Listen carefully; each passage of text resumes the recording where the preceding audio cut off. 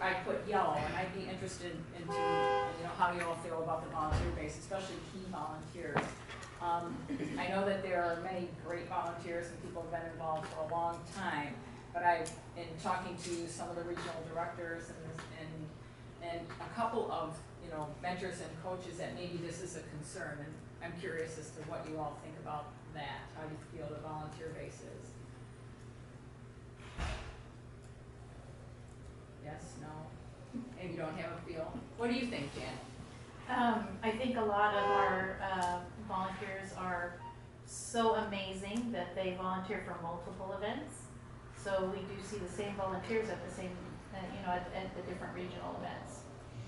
So increasing the number of events would increase either where they go, or you'd have to increase the numbers of those volunteers that you have.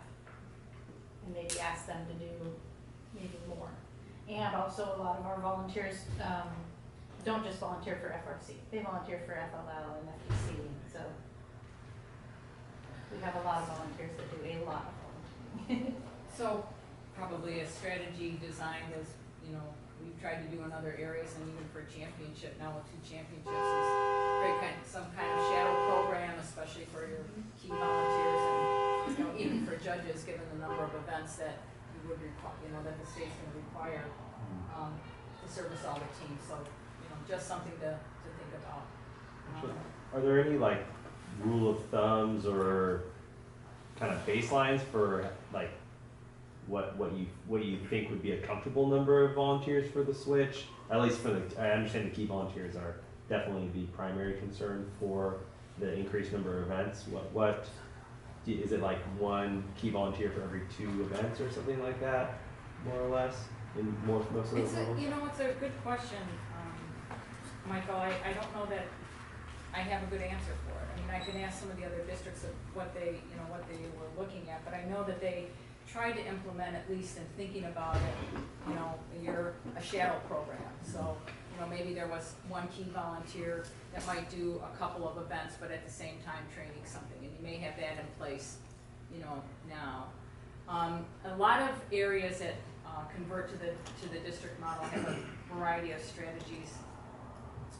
Just in terms of event volunteers, so this is not your key volunteers or necessarily judges, but if an entity is bidding on, or a school or a venue is bidding on having an event, the organization will put the onus on that particular school or university to provide the volunteers. So they kind of own it, if you will.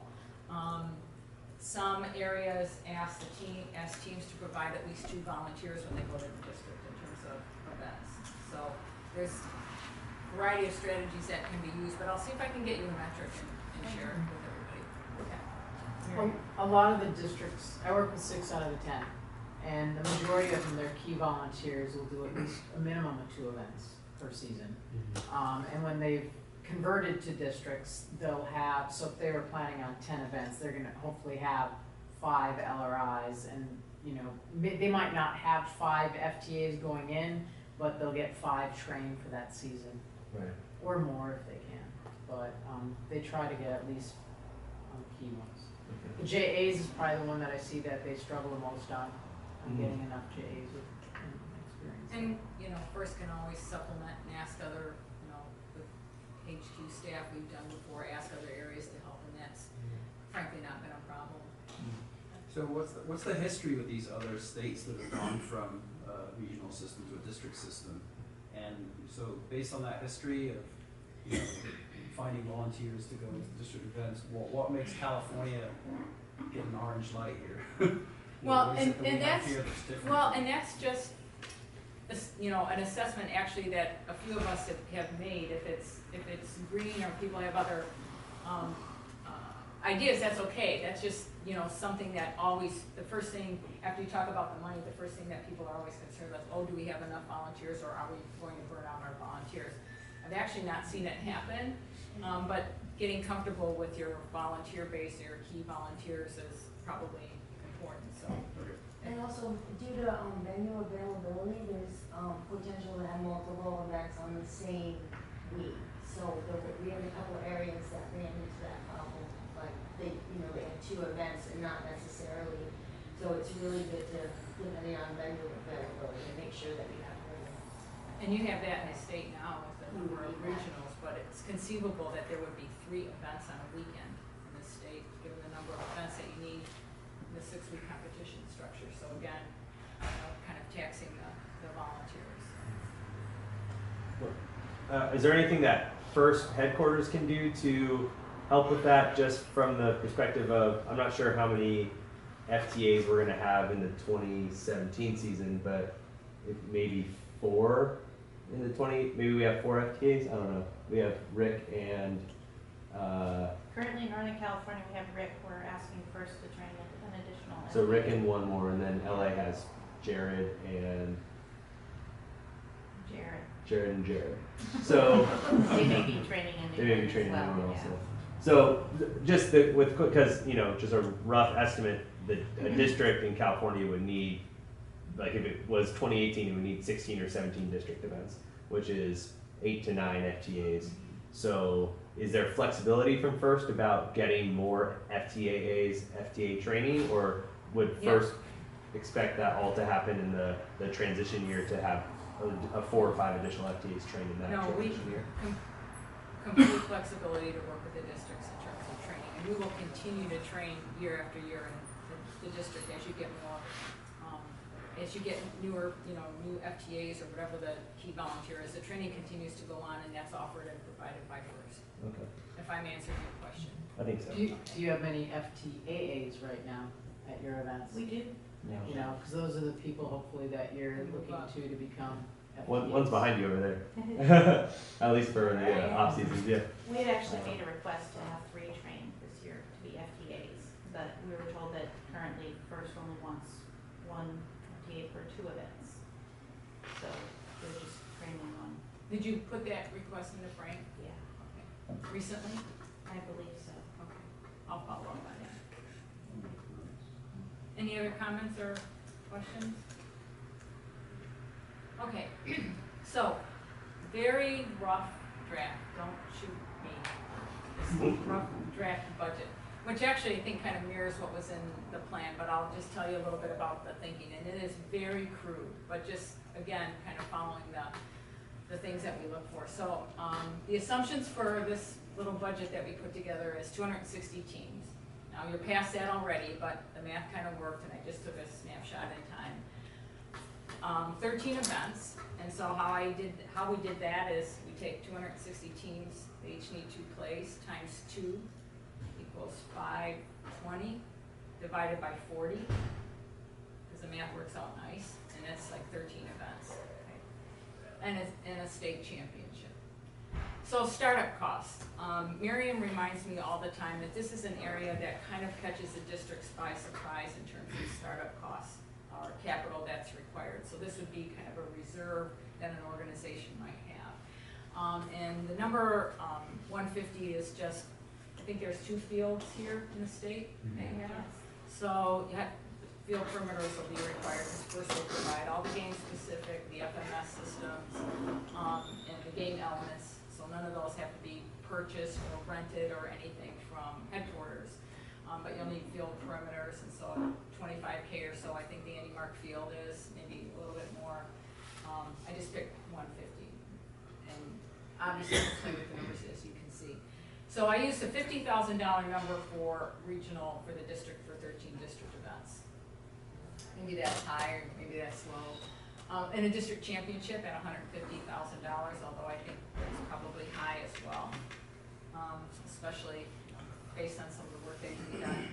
Regional director fees, high, but I included, maybe some staff and expenses and so on. And the reason that I have year 1 costs here, or I didn't finish my writing up there, is because this is just a snapshot in time of a year 1 kind of budget. And usually we kind of put this together for an area that's considering, because again, one of the criteria that we looked for was fundraising capacity, and that is if the regional events are meeting their costs today.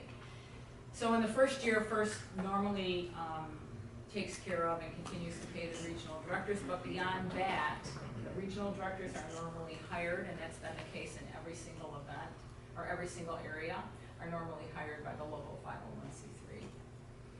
And so if I did my math right, the costs are about 1.2 million, and if you take out in the first year the regional director costs, it's about $950,000, and then the potential revenue. So the current regional revenue is $850,000, and that's the revenue that was generated, rounded up not too much, last year's sponsorships to operate all of the regionals.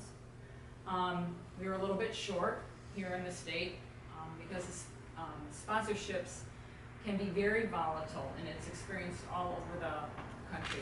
Sponsors can come and go depending on leadership, if they've changed their giving, and we've seen that in this state, and other states have witnessed it as well. So, you know, you're not alone. And something just about the sponsors that I should have mentioned earlier that's really important. And this really hit me in the face at one of the first meetings I had with the New England team. We got everybody together in a room. We were just talking about going to the district, and it was not maybe well understood at the time. And we had a huge town hall meeting that was team mentors. We had some team members there. We had the local community there. And we had sponsors there. And a sponsor was caught by surprise, a pretty big, important sponsor in the area, and was really offended that they didn't have kind of a preview of what was going on. And they were right. They were absolutely right. But the assumption was made that a bunch of us were kind of moving forward, that maybe they were brought in. And the reason I use that as an example is because as we go along here, we'll want to have conversations with key sponsors in the state, not every single one, but the key sponsors in the state about what we're trying to do. And that's just a heads up because you want them to come along. And once they understood, in fact, that this particular sponsor who was pretty upset was the biggest cheerleader a couple months later. So lesson learned, big one for me, and I'm trying to pass that on. And then the first 1K revenue per team gets you about $1.1 million. So you can see there's a little bit of a buffer, but not much. First year. And that's kind of everything perfect. But you can, obviously that math will, more teams, there's more revenues, but there's more events and there's more expenses. So we'll play with that preliminary budget anyway. Does anybody have any questions or disagree or see something that's blatantly missing? Well, on the slide before, we stopped the volunteers, and you assessed the red lights for the other two. So what would it, like, what needs to happen to get a board of directors? Or So- how does that get determined, or? Great question. So I think in California, the key thing that's missing here, one of the key drivers, I think a sustainable fundraising model, which I think we can work on in the next couple of years, but I think the key thing that's missing here is a board of directors. Because someone at the end of the day is going to take the financial responsibility for signing all these venue contracts and making sure that everything happens. And right now we don't have that. And it's not an easy task to find the individuals who would be willing to do that. Are there people out there who would be willing? I think absolutely. We just have to find them. So typically they could come from a sponsor. They could come from a local industry. They could come from maybe a school district. Any walks of life. But these are individuals who kind of understand what they're getting into, if that makes sense. And it's a key balance because usually when you get people like that, they've got real important busy day jobs like you all do, but they've got to be able to devote some time to kind of running an organization. And over time, I've seen boards changed as the organizations mature. But I think that's a key thing that's missing. For example, I know that Jim was trying to get someone for a long time from Abbott Labs, for example, to kind of be on a board, an executive advisory board. This is not even a formal, board of directors, and that was just really difficult. So that's going to take some work, but I think we can all help with that. Maybe you have some ideas now that haven't been explored in terms of individuals that we could ask. The $85 or $850,000 figure that you mentioned in the next slide. Ladies and gentlemen, be sure to check out our culinary program in Oh, E3. sorry. Echo That 3. regional revenue, It's a crummy has that been location, fairly pun intended. constant You'll be glad you made over the hike. the last X number of years? Is that something that we can expect more or less going forward, which would mean it seems like that, like based off these obviously rough numbers, we're somewhat near the mark for like an annual cost versus revenue as far as what we're currently bringing in. Granted, sponsors may change their focus with events changing format and stuff like that. So is there a reason, like, does this situation look worse than what other regions have gone to, where maybe they've had a safety factor of 1.5, whereas we have a safety factor of 1.1 or something? Definitely not worse. In fact, Indiana went to the district model and they were in not good financial shape at all. They've been very successful, if that answers your question. So, relative to the regional revenue, and I haven't been with First a long time, so this would have more history. But in the 6 years that I've been here, and remember, the state's added events year after year because you're growing. I've seen the sponsor base change dramatically. And so it's somewhat consistent, but year to year, it could change. Google's a perfect example. So Google sponsorship's been pretty strong with First in the last 4 or 5 years, but that's changing now. So, and that's, something that you have to watch out for. SAIC was a large sponsor for regionals in the southern part of the state. They've kind of gone away. So it's difficult to guess, but I think I would say it's been steady. Some of the newer events that we've launched in the state have been a little bit more difficult to fundraise, to fund. But the team's kind of working on that. But I think there's a story that's interesting to tell sponsors now. So what Texas is doing now is the committees and the regional directors got together, and so what their fundraising strategy is now, they're raising funds with sponsors for First in Texas. Not for the Alamo Regional, not for the Dallas Regional, for First in Texas. And that's the best kind of fundraising that you could get. The term that we use is called unrestricted funding. So that the funding comes into the 501c3 and they can allocate it to cover the different regional events. So they're trying to represent all of First as one unified state, and that's something that I think more and more can be done here in this state. And then a sponsor who might be recognized at just one event might be recognized now across the state.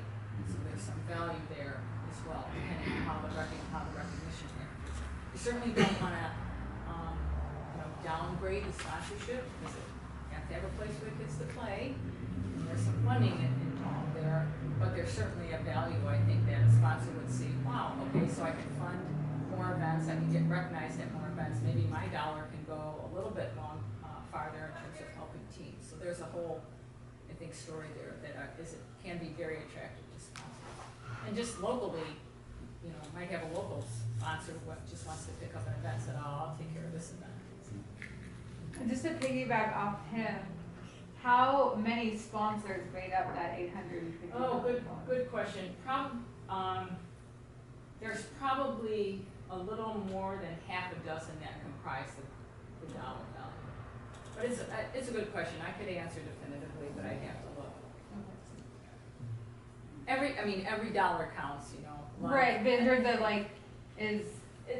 are they pretty even job, or you lose one and now our budget is very, Good point. is that 2 sponsors or is that 30 sponsors? Changes the game a lot. Yeah, it's a really good point. If you're lucky enough to have, a title sponsor for a regional event is in the 125, kind of 150 range. And that's pretty hard to come by, very hard to come by. And so if you look at the list of events, you'll see very few events with the name of a sponsor in that event name, because that's what happens when you have the title sponsor. It'll be FRC, event sponsored by, or I think in Los Angeles it was like the Roddenberry Foundation, so it's at that level.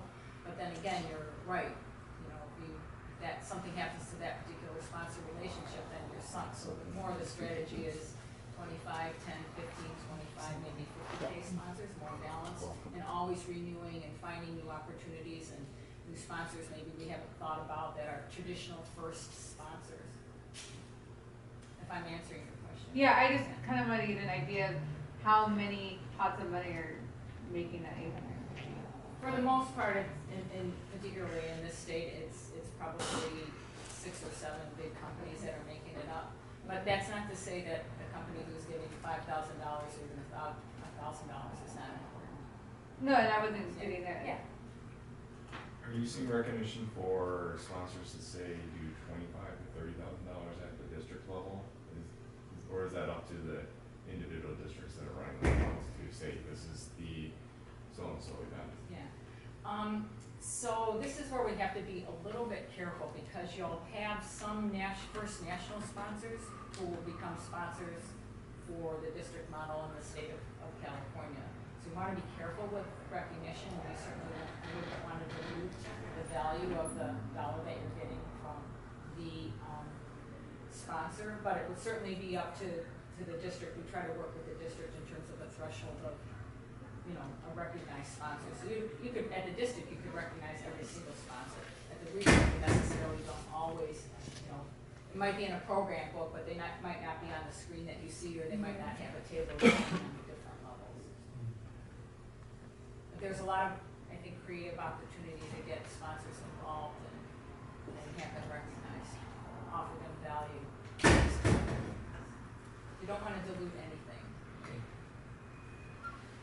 Pacific Northwest does something different the way they collect their fees for their events. Can you explain that? Are you aware of it? I'm not sure. Yes, I can. I'll do my best. Okay.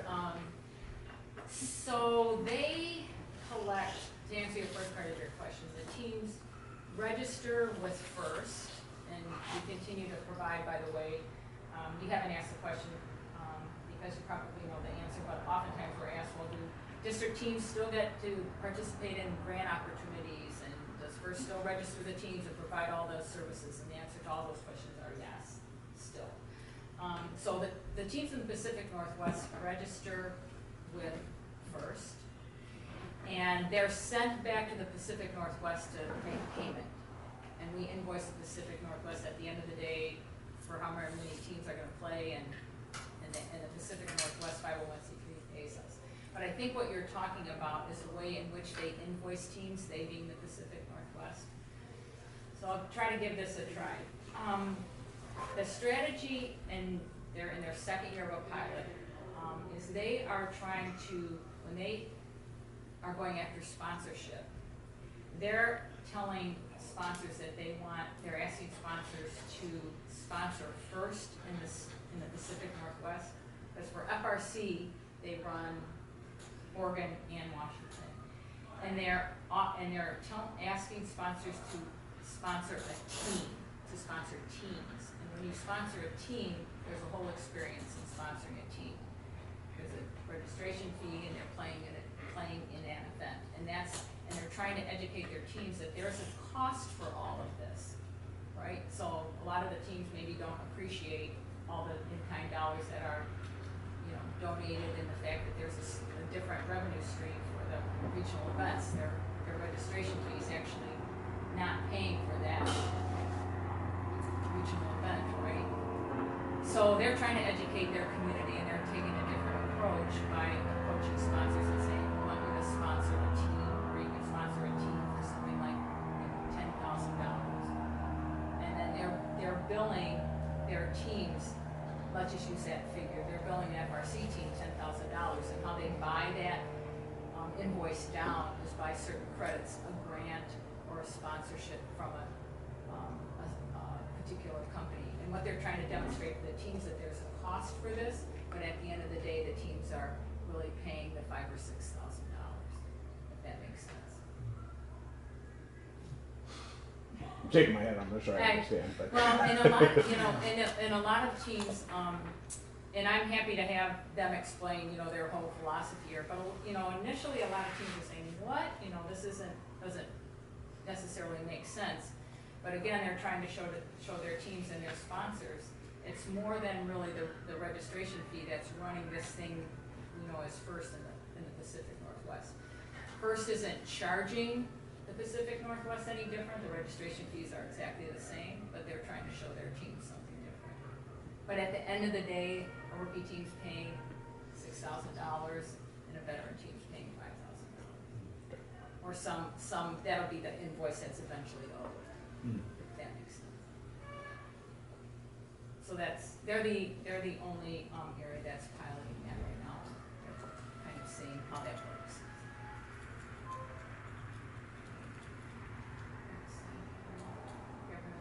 Any other comments, Miriam or Gabrielle? Okay.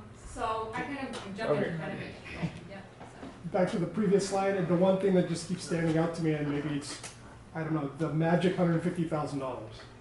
It's a miracle. Yay, $150,000. Where's that coming from? So just I'm thinking 3 fields at $25,000 a piece.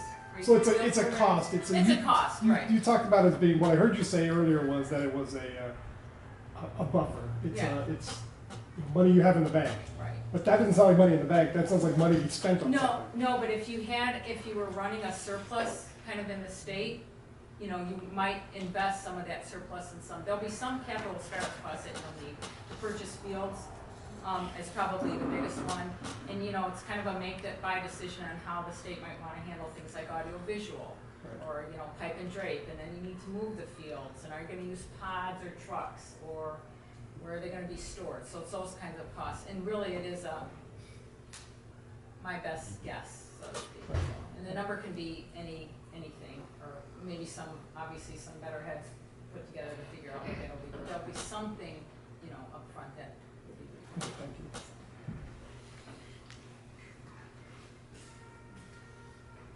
And so for next steps, and again, I think the California plan, Michael, that you and your colleagues kind of worked on, I think hit a lot of these things. And I think, maybe there's some working teams that need to form across the state on some of these items that we can certainly provide, more context, more help, what other areas are doing in terms of, board leadership. Again, I have fiscal responsibility. It's a key item, and maybe we brainstorm some folks we can approach. And unless you're already involved in FIRST or have some idea about FIRST, that could be a little bit of an education process, right? So a couple of sponsors actually come to mind that may be approached. So I'll just use the example in Washington State. He's no longer the chairman of the board, but very much on the board of directors as a guy by the name of Conrad Ball. He was very instrumental in moving the state forward. And he works for Boeing as a senior leadership position at Boeing. And Boeing's one of our top sponsors. So it gets the program, gets the value, and that board's changed over a few times, but they've surrounded themselves with current sponsors. I think there's a legislator on the board now. But just to give you an idea, it might be a place to start, because someone who knows and understands maybe what we're doing. I'll just kind of say this in the room, even though the camera's on. Qualcomm is a huge sponsor, maybe in the South, but they are a strategic sponsor for FIRST. Maybe there's somebody there we could think about asking. Just a random thought by Roseanne. So. But the whole idea around volunteers, is there a volunteer strategy that some folks can work on? Logistics, whole area around logistics, and there's a gentleman at FIRST that is a huge, tremendous resource that we can easily put the group in touch with. His name is Mark Kritz. I don't know if you've ever met Mark, but Mark was very instrumental in helping the New England district get going. So I know the geography is not nearly as big as the state. I know people like to remind me that that you have counties bigger than some of the states out there. And that's what they love to tell me in Texas, by the way. But nonetheless, bringing some states together and working out the whole logistics map.